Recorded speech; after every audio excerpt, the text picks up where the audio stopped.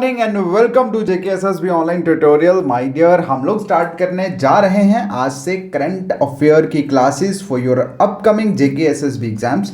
सिर्फ जेकेएसएसबी ही नहीं बल्कि जितने भी एग्जाम्स हैं, चाहे वो जेकेएसएसबी हो, एसएससी हो, जेकेएस हो, रेलवे हो, या कोई भी एग्जाम हो, किसी भी एग्जाम की आप तैयारी कर रहे हैं तो उन सभी एग्जाम्स के लिए ये करंट अफेयर क्लास इंपॉर्टेंट रहेगा। एंड लास्ट मैंने जो 6 दिन में 6 डेज में जो मैंने आपको लास्ट 6 मंथ्स का करंट अफेयर करवाया, थैंक यू सो मच कि उनमें से मैक्सिमम क्वेश्चंस एग्जाम में देखने को मिले और आप लोगों ने इतना सारा अप्रिशिएट किया। बस उस अप्रिशिएशन की वजह से ही मैंने ये सीरीज़ जो है डिसाइड किया कि कंटिन्यू बेसिस पे हम लोग करेंगे। डेली की क्लास चलेगी हमारी करंट अफेयर की, और उसके बाद वीकली हम लोग करंट अफेयर का लाइव टेस्ट जो है वो यूट्यूब पे रखेंगे। क्लियर है? तो एक चीज़, आज का हमारा फर्स्ट लेक्चर मतलब हम सीरीज स्टार्ट करने वाले हैं, तो आज मैं सिर्फ आपका कुछ सेकेंड्स लूँगा, देन उसके बाद हम वीडियो जो है वो स्टार्ट करेंगे। आप सभी को बता दूं कि पहले जो OMR बेस्ड पेपर होते थे JNK में, जेकेएसएसबी के, तो उस टाइम पे आप लोगों का जो करंट अफेयर था इसमें कोई भी इतना ज़्यादा इंटरेस्ट नहीं देता था। ऑनेस्टली स्पीकिंग, मैं भी अगर मुझे कोई बोलता था कि सर हम करंट अफेयर कहाँ से करें, तो मैं भी बोलता था कि यार 4-5 क्वेश्चन आने, वो भी अनसर्टन है, गोली मारो, ऐसे ऊपर ऊपर से देख लो, आए तो आए, नहीं आए तो नहीं आए, ठीक है। लेकिन अब वो टाइम जो है वो चेंज हो चुका है। टाइम जो है वो चेंज हो चुका है। क्यों? क्योंकि अब जो OMR पेपर थे अब वो बदल गए हैं CBT में, और आप सभी ने JKPSI का एग्जाम तो देखा ही है। माय डियर, 15 से लेकर 20 क्वेश्चंस करंट अफेयर से थे। इकोनॉमी पूरी की पूरी करंट से रिलेटेड थी। कौन से बैंकिंग के साथ क्या हुआ, उसके बाद आप लोगों का EVS वाला पोर्शन सारे का सारा करंट से रिलेटेड था।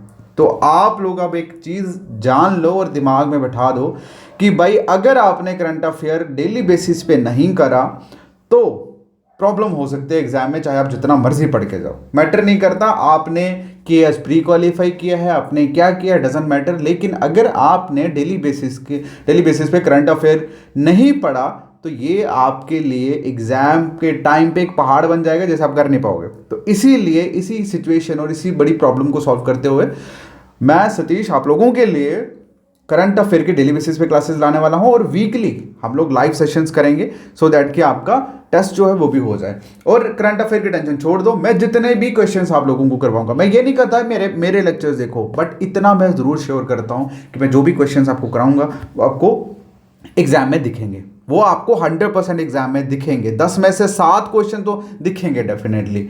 मैं बाकियों की तरह काम नहीं करता कि 400 क्वेश्चन करा दिए उसमें से 3 या 4 है। मैं क्वेश्चन ही आप लोगों को 20, 25, 30, 50 करवाऊंगा, और उसमें से भी आपको मैक्सिमम क्वेश्चन एग्जाम में देखने को मिलेंगे, ठीक है।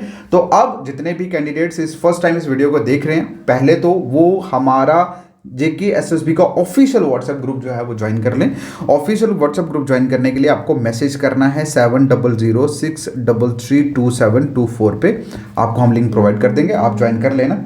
ऑलराइट, और उसके बाद आपको वहीं पे ऑफिशियल व्हाट्सएप ग्रुप में ही सारी की सारी अपडेशन जो है वो मिलना शुरू हो जाएगी। करंट अफेयर, साथ में इसकी PDFs, जो भी हम लोग नई नई चीज़ें अपडेट करेंगे वो सारी करंट अफेयर पे मतलब व्हाट्सएप पे डायरेक्टली आपको ग्रुप में प्रोवाइड होना शुरू हो जाएगी। ओके, तो चलिए अब स्टार्ट करते हैं हम आज का लेक्चर।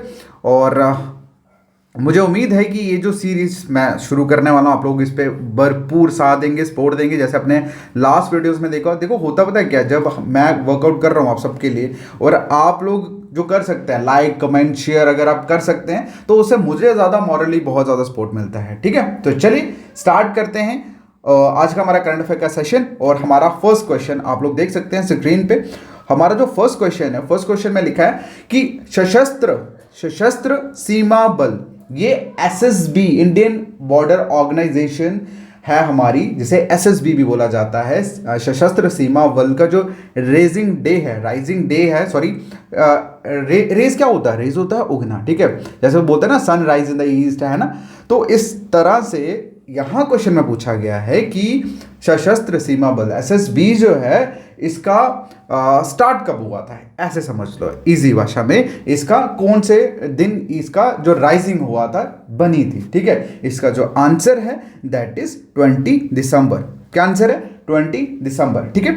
और अब कितने साल हो गए हैं, मतलब कौन सा दिन जो है 20 दिसंबर 2022 को मतलब कितने साल हो गए हैं बने हुए, दैट इज 59th, मतलब इस साल 59th डे इन्होंने सेलिब्रेट किया है 20 दिसंबर को। ठीक है, अब मैं आपको एक चीज बताता हूं कि एसएसबी, ये सशस्त्र सीमा बल, आप लोगों ने देखा होगा एसएसबी लिखा होता है बैच के नीचे। एसएसबी बेसिकली आप सभी जानते हैं कि 1962 में जो इंडो चाइना कन्फ्लिक्ट हुआ था, 62 में, तो उस टाइम पे ये मतलब ख्याल आया गवर्नमेंट को, इंडियन गवर्नमेंट को, कि भैया हमारी जो ट्री फोर्सेस हैं, मतलब जो हमारी 3 फोर्सेस हैं, कौन कौन सी forces, obviously Indian army, airforce और नेवी, इनके साथ एक और जो फोर्स है वो भी होनी चाहिए। ठीक है, तो उस टाइम पे जाके ये जो हमारी क्या बोलते हैं इसको, एसएसबी जो है ये मतलब बनाई गई उस टाइम पे। ठीक है, और ये जो एसएसबी है ये कहाँ पे होती है, एसएसबी की अगर हम बात करें तो ये कहाँ पे पेट्रोलिंग होती है, कहाँ पे ये ऑर्गेनाइजेशन पेट्रोलिंग करती है, किस बॉर्डर पे करती है, that is in Nepal Bhutan border पे। ठीक है, नेपाल एंड भूटान बॉर्डर पे ये लोग पेट्रोलिंग करते हैं कंट्री के। क्लियर है, चलिए हो गया क्लियर, आई होप आपको क्लियर हो गया। ठीक है, चलिए नेक्स्ट क्वेश्चन की तरफ मूव ऑन करते हैं। नेक्स्ट क्वेश्चन एक बहुत इंपॉर्टेंट क्वेश्चन है, that is related with your economy portion. Question में पूछा है कि हमारे यूनियन मिनिस्टर नितिन गडकरी, ये है भाई, देख लो, ठीक है, शक्ल देखो मुस्कुराते हुए, इन्होंने एक लॉन्च किया है इंडिया का first ever security bond insurance product. ठीक है, इन्होंने एक इंडिया का पहला श्योरिटी, ठीक है, श्योरिटी बॉन्ड इंश्योरेंस प्रोडक्ट जो है वो इन्होंने लॉन्च किया है। आपको बताना है कि किस ऑर्गेनाइजेशन के साथ मिलकर इन्होंने ये जो मतलब प्रोडक्ट जो है वो लॉन्च किया है। इसका आंसर मुझे पता, मैक्सिमम को पता होगा, लेकिन स्टिल आपको बता दूं, इसका आंसर है बजाज एलायंस। क्या आंसर है, बजाज एलायंस। क्लियर है, अब आपको एक चीज का पता होना चाहिए कि नितिन गडकरी जो हैं ये किस मिनिस्ट्री के मतलब यूनियन मिनिस्टर हैं, ये रोड ट्रांसपोर्ट एंड हाईवे के यूनियन मिनिस्टर हैं। किसके, रोड ट्रांसपोर्ट एंड हाईवेज। ठीक है, रोड ट्रांसपोर्ट एंड हाईवे के यूनियन मिनिस्टर हैं ये। ओके, क्लियर है। अब इन्होंने बजाज एलायंस के साथ मिलके इन्होंने क्या किया है, एक first ever surety bond insurance जो है, मतलब ऐसे समझ लो यार, सिंपल, पहला इंडिया का पहला श्योरिटी बॉन्ड इंश्योरेंस, सिर्फ इंश्योरेंस ही याद रखना बस, बजाज एलायंस के साथ स्टार्ट किया है, ज्वाइन किया है। अब एक चीज और सुनो कि अब ये क्यों किया है। आप सभी जानते हैं कि इंडिया जो है अब अपनी इकोनॉमी को बूस्ट करने में लगा हुआ है, राइट। तो अब यहां पे नितिन गडकरी ने इस प्रोडक्ट की इंट्रोडक्शन के साथ, मतलब इस प्रोडक्ट की लॉन्चिंग के साथ उन्होंने एक चीज कही कि इंडिया जो है वो अपने 5 ट्रिलियन डॉलर की जो इकोनॉमी बनाने में जो जुटा हुआ है, उसमें ये इंश्योरेंस सेक्टर जो है वो बहुत ज्यादा इंपॉर्टेंट रोल प्ले करेगा। ठीक है, क्लियर है। अब आप भी सोच रहे होंगे भाई अब इनको क्या जरूरत पड़ेगी कि किसी प्राइवेट कंपनी के साथ, वेंचर के साथ ये कोलैब करके उनके प्रोडक्ट को लॉन्च कर रहे हैं। क्यों कर रहे हैं, क्योंकि इसके पीछे भी गवर्नमेंट का एक बहुत बड़ा फायदा है। फायदा ये है कि इंश्योरेंस सेक्टर भी एक बहुत ऐसा है, आप लोग समझ सकते हैं, बहुत ज़्यादा इंपॉर्टेंट रोल प्ले करता है, मतलब एक किसी गवर्नमेंट या कंट्री की इकोनॉमी को बूस्ट करने के लिए। और इंडिया ने जो अपना 5 ट्रिलियन इकोनॉमी का जो इन्होंने सपना, या मतलब जो भी इसके ऊपर काम कर रहे हैं, इन्होंने कहा कि ये पर्टिकुलर इंश्योरेंस बॉन्ड उस पर बहुत ज़्यादा हेल्प करेगा। क्लियर है, चलिए नेक्स्ट क्वेश्चन की बात करते हैं। नेक्स्ट क्वेश्चन है आप लोगों के सामने कि who took over as the general officer commanding of the counter insurgency force kilo. ठीक है, सिंपल क्वेश्चन है, ना ज्यादा इफ ना वट, ना ज्यादा क्लियर, मतलब ना ज्यादा खींचना। सिंपल क्वेश्चन पूछा है कि जनरल ऑफिसर कमांडिंग जेओसी जो है काउंटर इंसर्जी फ्रंट किलो का फोर्स किलो का, ये मतलब कौन से शख्स हैं, कौन सी जेंटलमैन हैं जिन्होंने ओवरटेक किया है, मतलब कौन अभी क्या बोलते हैं इसको, जनरल ऑफिसर कमांडिंग बने हैं। तो ज़्यादा खींचने की जरूरत नहीं है, इसका आंसर है मोहित सेठ। ठीक है, मोहित सेठ। क्लियर है, इमेज में देख लो। चलो नेक्स्ट क्वेश्चन आप लोगों के सामने, इंपॉर्टेंट क्वेश्चन, क्योंकि गवर्नमेंट स्कीम में से हर कहीं ना कहीं किसी ना किसी एग्जाम में क्वेश्चन पूछा जाता है। तो क्वेश्चन में पूछा है कि ऋतु बंधु, ठीक है, ऋतु बंधु एक स्कीम है, आपको बताना है कि कौन सी स्टेट या इंडियन यूटी ने इसको लॉन्च किया है, बताओ। इसका जो आंसर है, देखो एक चीज आपको पता लग गई होगी, ये जो भाषा है यहां से, इसका जो आंसर है दैट इज तेलंगाना। क्या आंसर है? तेलंगाना। तेलंगाना गवर्नमेंट ने ये इनिशिएटिव इम्प्लीमेंट किया है।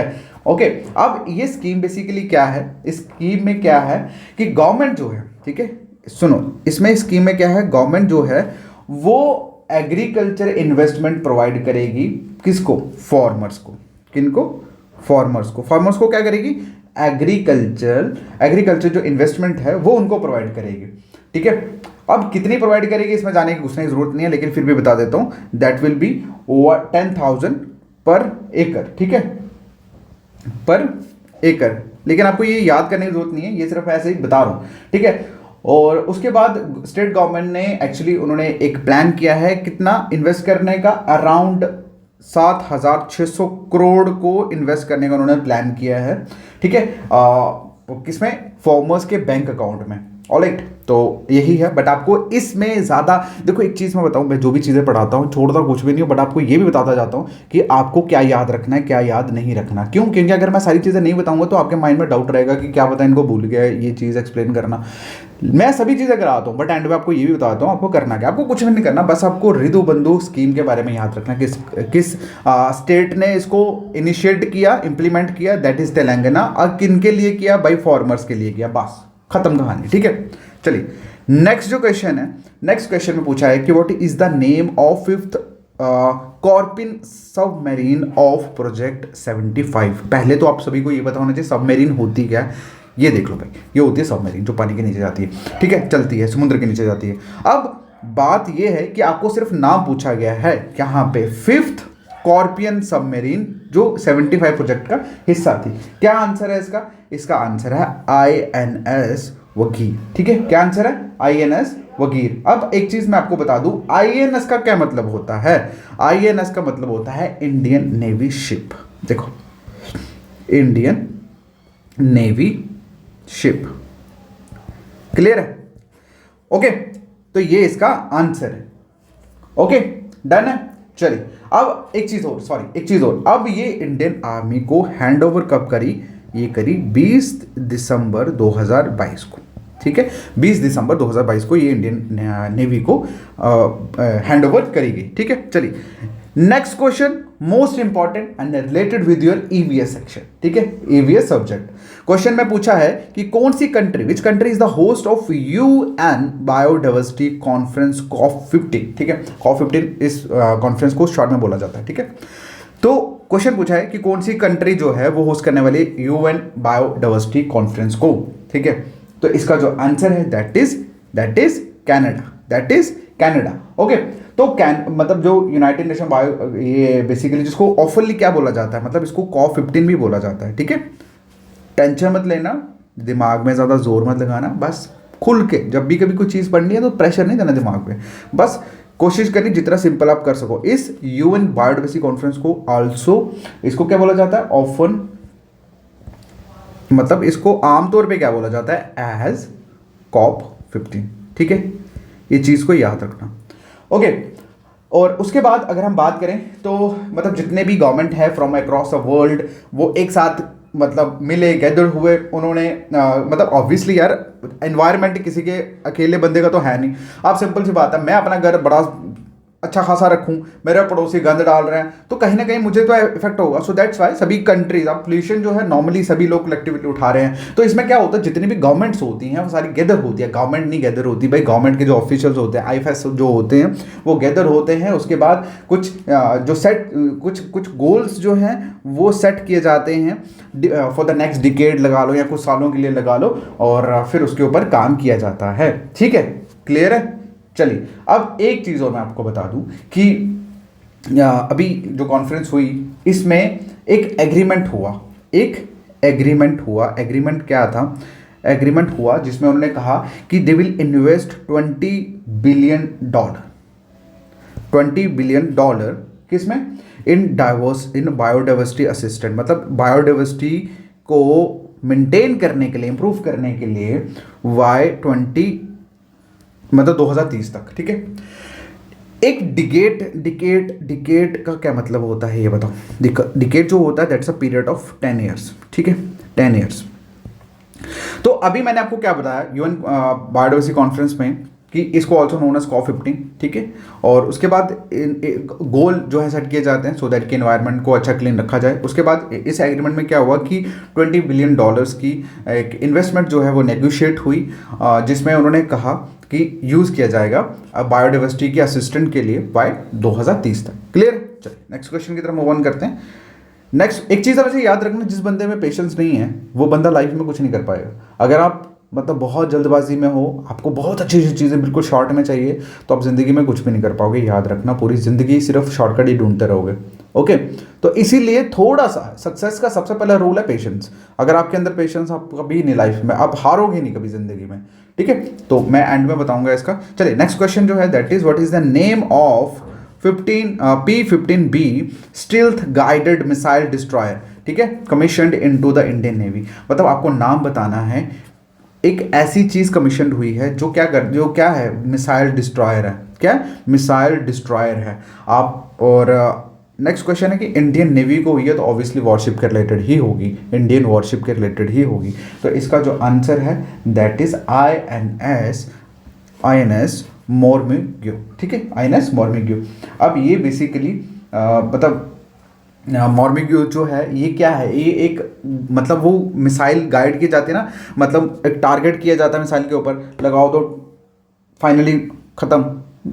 ओके, तो ये उसी तरह की है। आपको ज़्यादा बीच में घुसने की ज़रूरत नहीं है, बस आपको इतना याद रहना चाहिए ये नाम P-15B जो है ये मतलब इसका क्या नाम है, ठीक है। जो मिसाइल डिस्ट्रॉयर है वो कब कमीशन हुई into the Indian navy. Okay, अच्छा एक चीज़ और बताऊँ, सॉरी, इसका मैंने नाम तो बता दिया आपको, ठीक है, नाम तो बता दिया। अब ये कमीशन कब हुई ये भी देख लो। ये कमीशन हुई थी आपकी 18 दिसंबर 2022, ठीक है, 18 दिसंबर 2022 को। चलिए नेक्स्ट क्वेश्चन है। नेक्स्ट क्वेश्चन मुझे लगता है आप सभी को पता ही होगा, वर्ल्ड एड्स डे जो है वो कब ऑब्जर्व किया जाता है। तो ये ऑब्जर्व किया जाता है 1 दिसंबर को। अब क्यों किया जाता है? क्योंकि अगर हम बात करें HIV एक तरह की पैंडमिक थी, जैसे कोरोना वायरस चला था ना, उसी तरह से एड्स भी एक पैंडमिक थी। और मतलब उस टाइम पे आप खुद सोचो कि 1988 से ये जो एड्स डे जो है ये ऑब्जर्व किया जा रहा है। 1988 से आज तक इसको ऑब्जर्व किया जा रहा है और 1 दिसंबर को इसको मनाया जाता है। और इसका बेसिक जो मेन मनाने का जो मेन रीज़न है, एम है, दैट इज़ कि लोगों के बीच में एड्स की जो अवेयरनेस है उसको बढ़ाया जाए, लोगों को जागरूक किया जाए HIV इन्फेक्शन के ऊपर, ठीक है।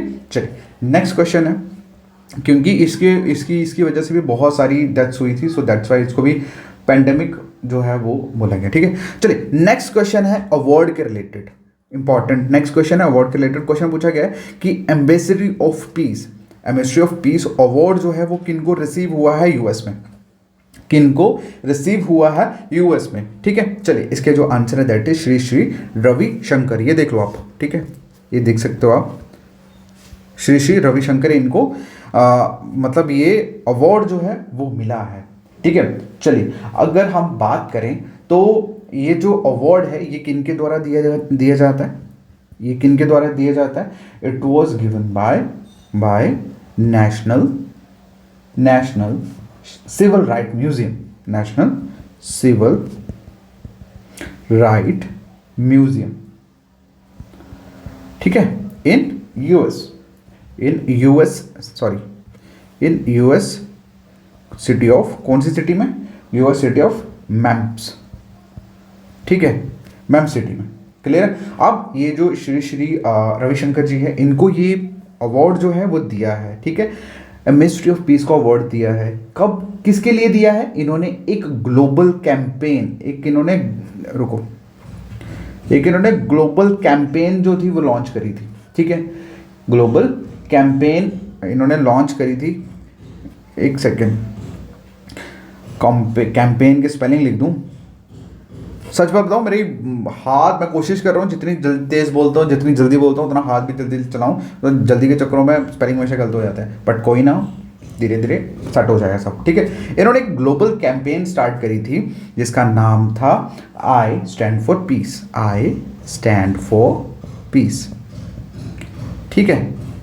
ये एक ग्लोबल कैंपेन थी जो लॉन्च करी थी श्री श्री रविशंकर जी ने, और इसके लिए ही उनको ये जो अवार्ड है ये इनको प्रेजेंट किया गया है। क्लियर? चलिए नेक्स्ट बढ़ते हैं क्वेश्चन की तरफ। नेक्स्ट क्वेश्चन में पूछा है कि हॉर्नबिल फेस्टिवल जो है वो किस स्टेट में सेलिब्रेट किया जाता है। भाई हेरिटेज का क्वेश्चन है, कल्चरल हेरिटेज का। ओके, हर एक क्वेश्चन जो मैंने आपको कराया है मैं आपको बताता हूँ भैया। एक क्वेश्चन डिफेंस से था, एक क्वेश्चन अवार्ड में से था, एक क्वेश्चन स्कीम में से था, एक क्वेश्चन आप लोगों को ये हेरिटेज में से जो अभी मैं करा रहा हूँ, एक क्वेश्चन ईवीएस में से था, एक क्वेश्चन इकोनॉमी में से था। मैं जितने भी क्वेश्चंस आपको करा रहा हूँ ना, ये सारे के सारे चुने हुए क्वेश्चन है भाई। आंखें बंद करके चीज़ें नहीं करा रहा, बहुत टाइम लगता है। ठीक है, चलिए अब कौन सा इसका आंसर क्या है? इसका आंसर है भाई नागालैंड। ठीक है, इसका आंसर है नागालैंड। ये हॉर्नबिल फेस्टिवल जो है ये कहाँ पे? नागालैंड में मनाया जाता है। और तभी हमें एक चीज़ और मैं बताऊं, अब ये कौन सा मतलब कितने टाइम मतलब कौन सा एडिशन जो है वो फेस्टिवल सेलिब्रेट किया जा रहा है? That is 23rd। ठीक है, 23rd एडिशन जो है, एडिशन किसे बोलते हैं यार? एडिशन होते हैं कितने साल, मतलब कौन सा साल लगा है इसको सेलिब्रेट करते टाइम। जैसे मैंने एसएसबी का आपको बताया 59th एडिशन था, वो 59th डे जो है वो सेलिब्रेट किया जा रहा है। Just like this hornbill festival Nagaland में दिसंबर में 23rd एडिशन है इसका। और हमारे Indian vice president, Indian vice president, ठीक है, क्या नाम है इनका? इनका नाम है जगदीप धनखड़। क्या नाम है? जगदीप धनखड़। ठीक है, ये इनका नाम है। और इन्होंने एक ग्रेस जो है, ठीक है, एक उल्लास जो है, एक खुशी जो है वो जाहिर किया इस इवेंट के लिए। ठीक है, और ये जो फेस्टिवल है, इस फेस्टिवल के थ्रू नागास की जो डीप रूटेड जो उनका ट्रेडिशन है, उनका जो रिच कल्चर हेरिटेज है, वो शोकेस किया जाता है। क्या किया जाता है? मतलब नागास का जो डीप रूटेड जो हेरिटेज है, ठीक है, उसको शोकेस किया जाता है, मतलब उसको दिखाया जाता है। क्लियर है? ये देख लो भाई आप इमेज में। ओके, सो आज के लिए इतना ही। Thank you so much. Video अगर अच्छा लगा तो भैया कुछ नहीं करना, सिंपल लाइक करो। और मैं चाहता हूँ कि लाइक से ज़्यादा कमेंट हो। ठीक है, लाइक मैं ज़्यादा नहीं चाहता हूँ सिर्फ 200 लाइक आप लोग कर दो। और कमेंट्स जो हैं वो जितने लोग लाइक करें कमेंट भी ज़रूर करना। ठीक है, बाकी मिलता है नेक्स्ट वीडियो में। अब चीज़ों की शुरुआत कर दी है, it will continue until your exam. All right, thank you so much, take care, bye bye.